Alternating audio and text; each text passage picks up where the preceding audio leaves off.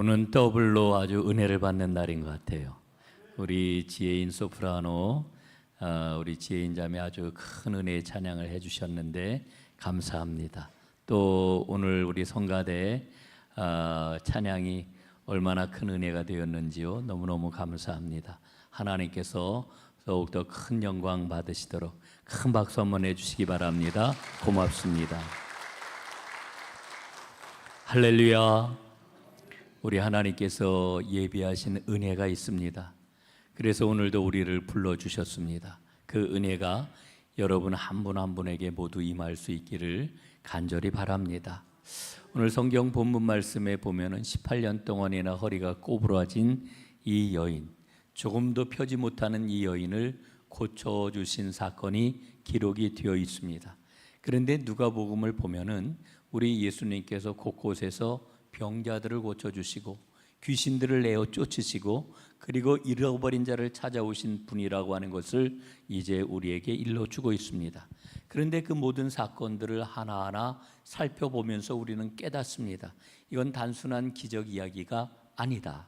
하나님 나라의 실체가 무엇인지를 우리에게 밝히 보여주시는 그와 같은 사건이다 라고 하는 것을 깨닫습니다. 여러분, 하나님 나라가 무엇입니까? 하나님의 나라는 하나님의 통치가 이루어지는 나라입니다. 하나님의 통치가 이루어지게 될 때에 어그러졌던 모든 관계들, 그리고 일그러지고 깨어졌던 모든 것들이 제자리를 찾게 됩니다. 그래서 여러분, 하나님의 통치가 이루어질 때 건강을 되찾게 되고 기쁨이 넘쳐나게 되고, 그래서 하나님께서 허락해 주시는 평화를 누리게 되는 것이지요. 이게 바로 오늘 말씀의 내용입니다. 오늘 말씀 우리가 단순하게 허리가 꼬부라진 한 여인을 고쳐주신, 그래서 병이 나은 치유 사건이라고 이렇게 보아서는 안 되는 이유가 거기에 있습니다. 하나님께서는 하나님의 형상을 회복시키시기를 원하시고 억눌린 자에게 자유를 주시는 하나님 나라의 능력을 오늘도 펼쳐내기를 원하십니다. 이게 바로 오늘 예수님께서 행하신 일인데, 그 일이 어떤 일인지를 우리로 하여금 똑똑히 보게 하시고 그 은혜 가운데 살아가도록 하나님은 오늘 우리를 불러주셨습니다. 오늘 저는 말씀을 통해 가지고 세 가지 은혜를 여러분들과 함께 나누려고 합니다. 첫 번째로는 예수님은 긍휼을 통하여서 우리에게 자유를 주시는 분이다 라고 하는 겁니다. 오늘 12절 말씀을 한번 보시기 바랍니다. 예수께서 여인을 보시고 불러 이르시되 여자여 내가 내 병에서 놓였도다 말씀합니다. 내 병에서 놓였도다. 여러분, 이게 예수님의 선언입니다. 그리고는 예수님께서 손을 들어 이 여인을 안수하셨습니다. 그랬더니 여자가 곧 허리를 펴게 되었고 하나님께 영광을 돌렸다고 오늘 성경은 일러주고 있습니다. 여러분, 18년 동안 허리가 꼬부라져서 살아왔던 여인입니다. 여러분, 그 형편을 한번 생각을 해 보십시오. 18년 동안 허리를 펴지 못하고 살아왔던 이 여인의 상황은 과연 어떤 모습일까 생각을 해봅니다. 여러분, 오늘날 우리는 휴대폰 없이 못 사는 그런 그 세상이 되었지요. 어쩌다 외출할 때에 휴대폰을 놓고 나가면은 어떻습니까? 불안하고 막 두려운 마음마저 드는 게 오늘 우리의 상황이지요. 여러분, 그래서 일찍이 어떤 얘기가 몇 년 전에 생겼느냐 하면은 사람에게는 오장육부가 있는데 새로 한 개 생겼다 해서 오장칠부라고 그럽니다. 이 칠부에 해당되는 게 바로 스마트폰이다 이렇게 이야기를 해요. 그런데 여러분, 한번 생각을 해 보십시오. 그렇게 없어서는 못 사는 스마트폰을 한번 1시간 동안 딱 이런 자세로 혹은 고정된 그런 그 자세로 우리가 스마트폰을 보고 있었다고 한번 생각을 해 보십시오. 여러분, 1시간 동안 그렇게 보고 나면 어떨까요? 목이 뻣뻣하고 온 몸에 경련이 날 것입니다. 너무너무 힘들고 고달플 것입니다. 그런데 여러분, 18년 동안이나 이 여인은 땅만 보고 살아왔습니다. 다른 것들을 보지 못하고 오로지 땅만 내려다보고 살았다라고 하는 겁니다. 여러분, 얼마나 기막힌 일입니까? 이 여인은요, 사람들과 눈을 맞출 수가 없었습니다. 이 여인은 오로지 땅만 내려다보며 살아야 됐습니다. 스스로 주눅이 들었을 것입니다. 육체적인 고통은 얼마나 심했을 것이며 또한 마음의 고통 얼마나 컸겠습니까? 그뿐입니까? 여러분, 사람들은 이 여인을 볼 때마다 혹은 지나칠 때마다 뒤에서 수군거렸을 것입니다. 저 여인은 무슨 죄 때문에 저렇게 되었을까? 여러분, 이게 제가 상상해서 지어낸 그런 이야기가 아니고 당시의 세계관이 그랬어요. 당시의 사람들이 생각하는 그 생각의 방식이 그러했단 말입니다. 아니, 18년 동안이나 저렇게 꼼짝하지 못하고 땅만 내려다보는 이와 같은 허리 굽은 삶을 살게 된 것은 틀림없이 죄가 있기 때문이야 라고 그 당시의 사람들은 생각을 했단 말입니다. 여러분, 이 여인은 사람들 사이에서 자리할 곳이 없었습니다. 완전히 사회의 가장자리로 밀려나서 아무도 주목하지 않는 사람이 되고 만 거지요. 그런데 예수님께서 그 여인을 지금 바라보고 계십니다. 주목하고 계십니다. 여러분, 당시 유대 사회에서 여성은 어떻습니까? 관심밖의 존재예요. 더군다나 병든 여인은요, 아무도 시선을 주지 않는 그와 같은 존재였습니다. 그런데 예수님께서는 회중 한가운데 있던 율법학자들 혹은 지도자들, 이런 사람들을 보신 게 아니라 맨 구석에 어느 누구도 주목하지 않는 고통으로 신음하는 이 여인을 바라보셨던 거지요. 그리고는 그 여인을 불러내셔서 모두가 보는 자리, 그 회당 한가운데에 이 여인을 세우셨다라고 하는 겁니다. 여러분, 이 장면을 생각해 보면은 도무지 말이 되지 않는 상황이라고 하는 것을 우리는 생각할 수 있습니다. 사람들은 이상하다고 생각하지 않았겠습니까? 아니, 저 부끄러운 여인을 모두가 주목하는 그 한가운데 왜 예수님은 세우시는 것일까?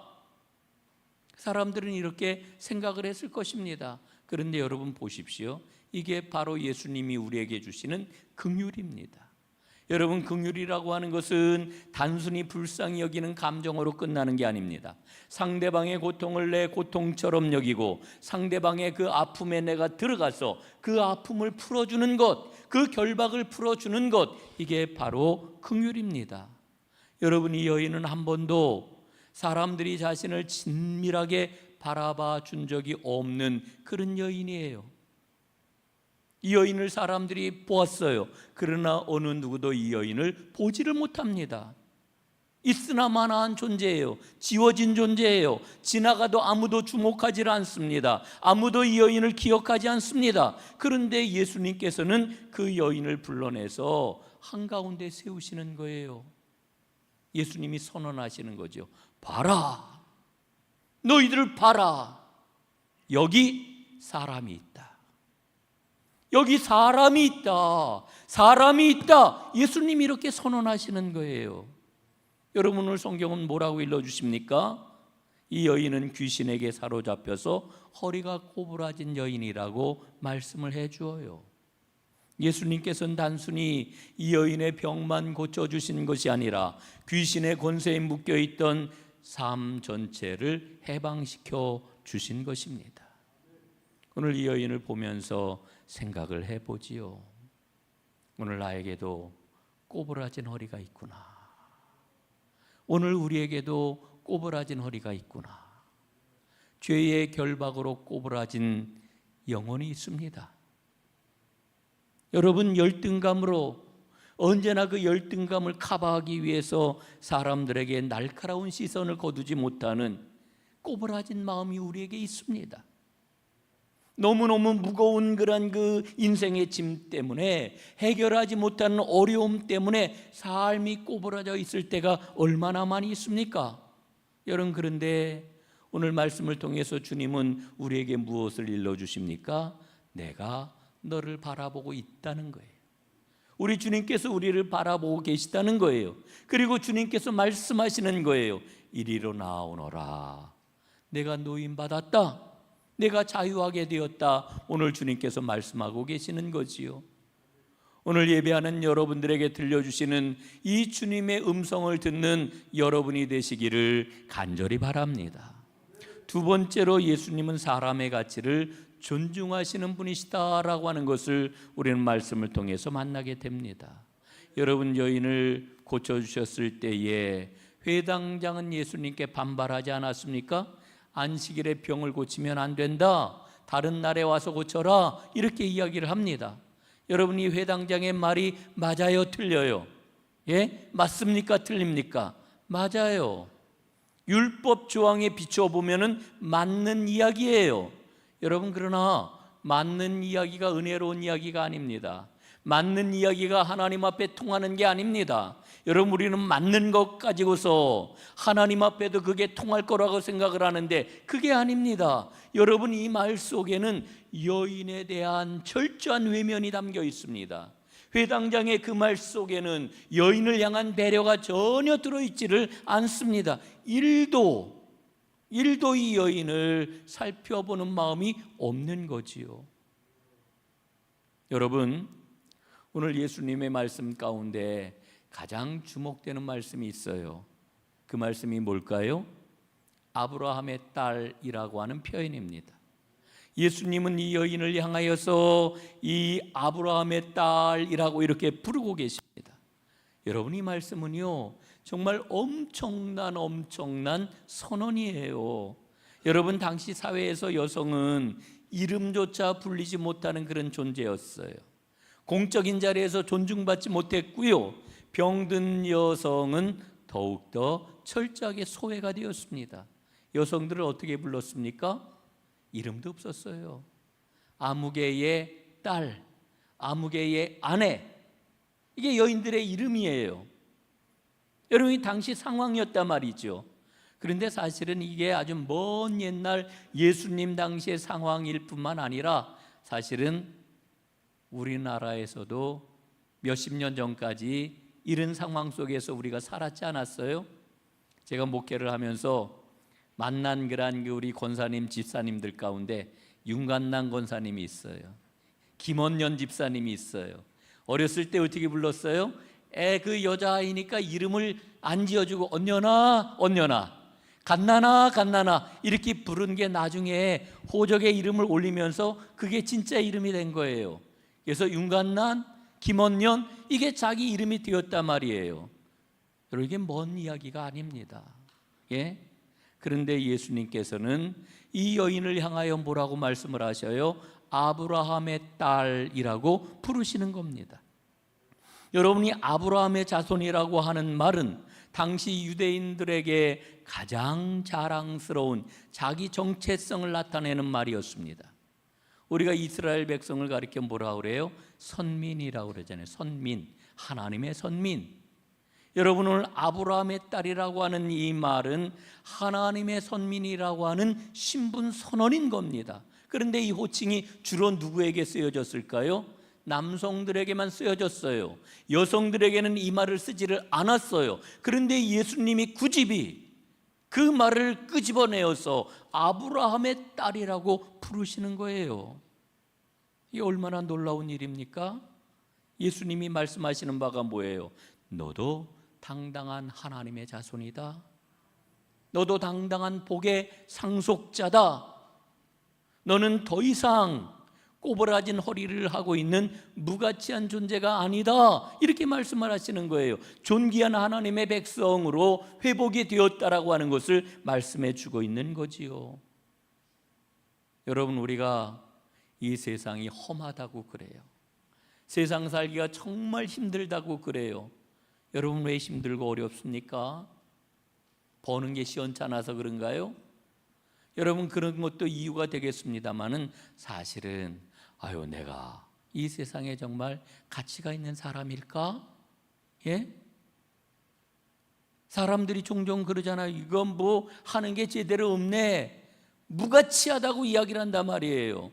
때로는 우리가 일이 잘 안 풀리면은 실패자라고 이렇게 이야기를 한단 말이에요.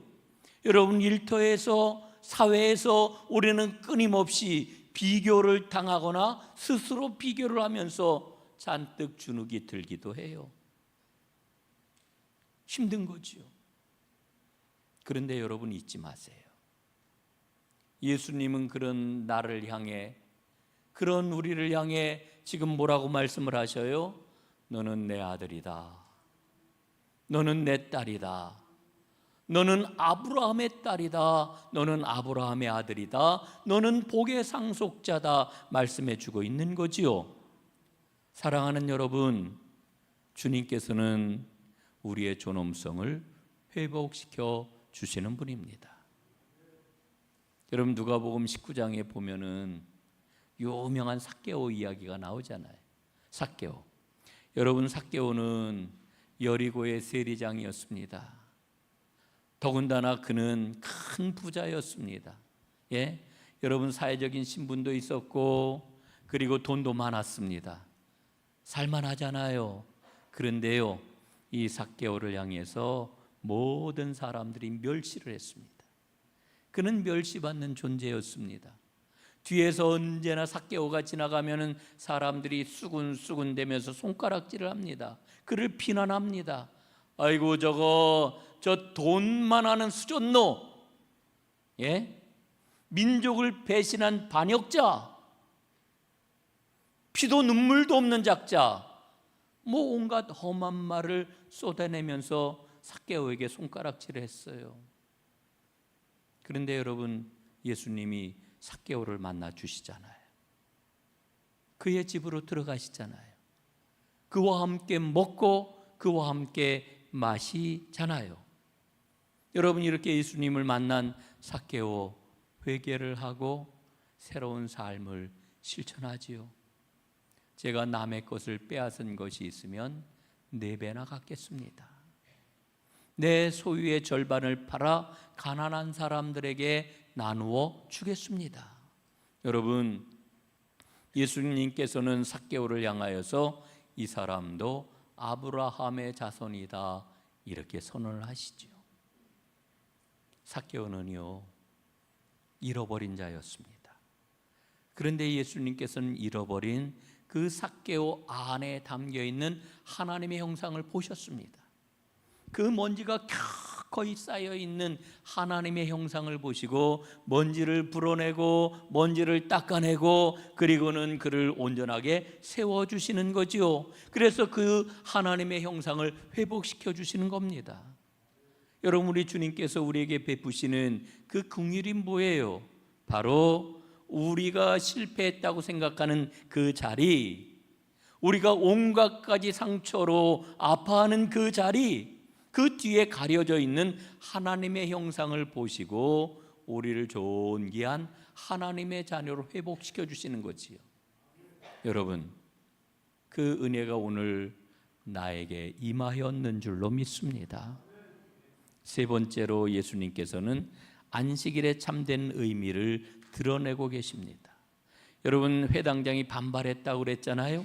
회당장이 어떻게 반발했는지 성경 말씀 구체적으로 한번 보겠습니다. 14절 하반절에 보니까 일할 날이 엿새가 있으니 그동안에 와서 고침을 받을 것이요 안식일에는 하지 말 것이니라 말씀을 합니다. 예? 여러분, 이 말은 지금 회당장이 하는 그런 그 말인데, 여러분, 회당장이 이렇게 반발하는 것은 회당장 개인의 신앙적인 소견입니다. 그러나 이 개인의 소견으로 끝나는 게 아니고 사실은 당시 유대교가 갖고 있는 신앙관이기도 했어요. 모든 사람들이 이와 같은 신앙의 바탕을 갖고 있었다라고 하는 거예요. 여러분, 그래서 예수님께서는 이 회당장과 유대교 전체를 향하여 이렇게 말씀하시는 거예요. 너희가 안식일이라고 지금 내가 병 고쳐준 것을 가지고 뭐라고 그러느냐? 너희가 안식일에 소나 나귀를 풀어가지고 끌고 가서 물을 먹이지 않느냐? 하물며 18년 동안이나 사탄에게 매여있던 아브라함의 딸을 안식일에 이 매임에서 푸는 것이 합당하지 않겠느냐, 이렇게 말씀하시는 거예요. 여러분, 율법을 잘 지킨다고 이야기를 하면서 자기들이 키우는 그런 그 가축들은 물을 먹여야지, 꼴을 먹여야지, 이리고서는 그 끌고 가서 물을 먹이고 꼴을 먹이는 거에 대해서는 이거는 뭐 우리가 지금까지 해왔던 거니까 괜찮은 일이야, 이리고서는 18년 동안이나 제대로 살지 못했던 사람을 고쳐주니까 지금 문제를 삼고 있는 거 아닙니까? 여러분, 오늘 예수님께서는 이중의 목적을 가지고 이 여인을 고쳐 주셨습니다. 첫 번째로는 여인을 묶고 있는 질고에서 해방시켜 주셨다라고 하는 거지요. 그래서 이 여인이 아브라함의 딸이라고 하는 하나님의 형상을 회복할 수가 있었어요.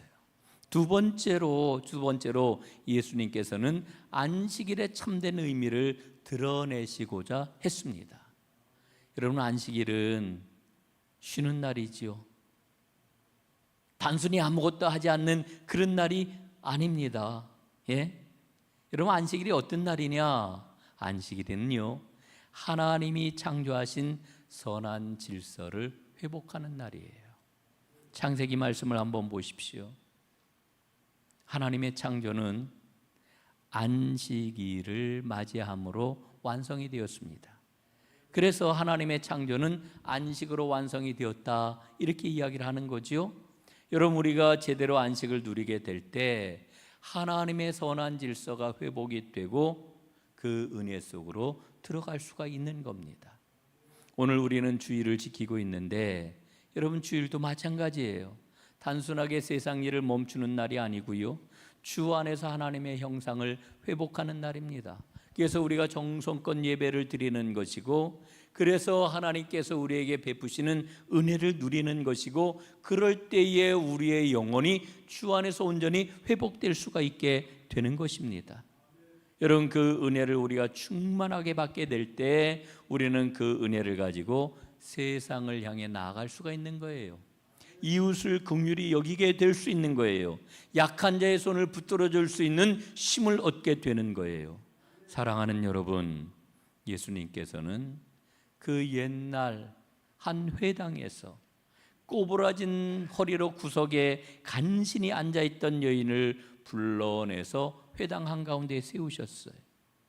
그리고 그 여인을 향하여 아브라함의 딸이라고 부르셨어요. 존귀한 하나님의 자녀로 회복시켜 주셨어요. 여러분, 그 주님이 오늘 저를 부르고 있다는 걸 저는 분명히 믿습니다. 우리를 부르고 있다는 것을 저는 분명히 듣습니다. 여러분, 세상은 우리를 주목하지 않아요. 별 볼 일 없을 수도 있어요. 우리는 아무것도 아닌 존재일 수 있어요. 세상은 그렇게 이야기를 해요. 그러나 주님께서는 우리를 향하여 뭐라고 말씀을 하십니까? 너는 내 딸이다. 너는 내 아들이다. 너는 아브라함의 자손이다 말씀하시는 거지요. 여러분, 이 은혜를 꼭 누리시기를 간절히 바랍니다. 그리고 마지막으로 그 은혜 가운데서 두 가지를 강조하려고 합니다. 첫 번째, 주님이 주시는 긍휼을 누리되 마음껏 누리자. 마음껏 누리자. 여러분, 우리 주님께서 베푸시는 그 긍휼을 제한하지 말자라고 하는 것입니다. 이런 긍휼을 베풀어 주심으로 우리는 하나님의 자녀로 회복이 되는데, 그래서 우리의 영혼과 우리의 마음 그리고 우리의 삶 가운데 하나님이 주시는 자유가 넘치게 되는데, 여러분, 그걸 제한하지 않았으면 좋겠어요. 예? 두 번째로는 그 은혜를 가지고 이웃에게 나아가 긍휼의 손길을 내미는 하나님의 자녀로 살았으면 좋겠어요. 예? 여러분, 우리에게 우리 주님께서 부어주시는 은혜가 충만해 가지고 긍휼의 마음이 넘치면은 우리는 다른 사람의 손을 붙잡아 줄 수 있어요. 그 얼굴을 바라보며 웃어줄 수 있어요. 격려할 수 있어요. 여러분, 많은 사람들이 갈망합니다. 누군가 나를 바라봐 주기를, 누군가 내 손을 잡아주기를 얼마나 갈망하는지 몰라요. 그걸 맛보지 못해가지고 갈급해하는 사람들이 얼마나 많은지 몰라요.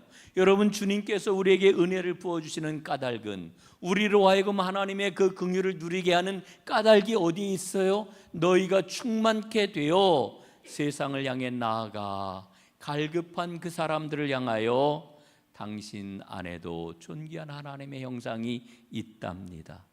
이걸 일러주라는 거예요. 이걸 일러주라는 거예요.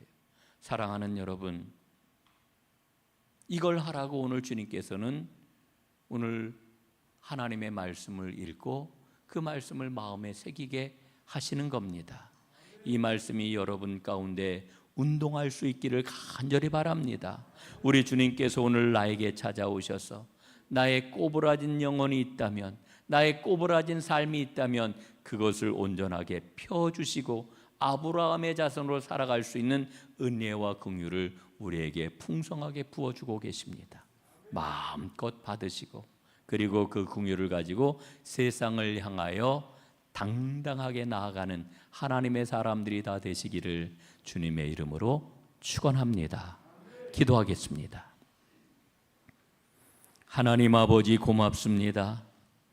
18년 된 허리가 꼬부라진 여인을 찾아오셔서 그 여인을 고쳐주신 주님의 사랑과 긍휼을 보았습니다. 그 주님이 오늘 나를 바라보시고 나의 이름을 부르시고 나를 세워주시는 줄로 믿습니다. 그 은혜를 풍성하게 누리게 하여 주옵소서. 이제 주님의 그 긍휼을 가지고 세상을 향하여 힘있게 나아가는 하나님의 사람들이 모두 다 되게 하여 주옵소서. 우리를 복되게 하시는 예수 그리스도의 이름으로 간절히 기도드리옵나이다. 아멘.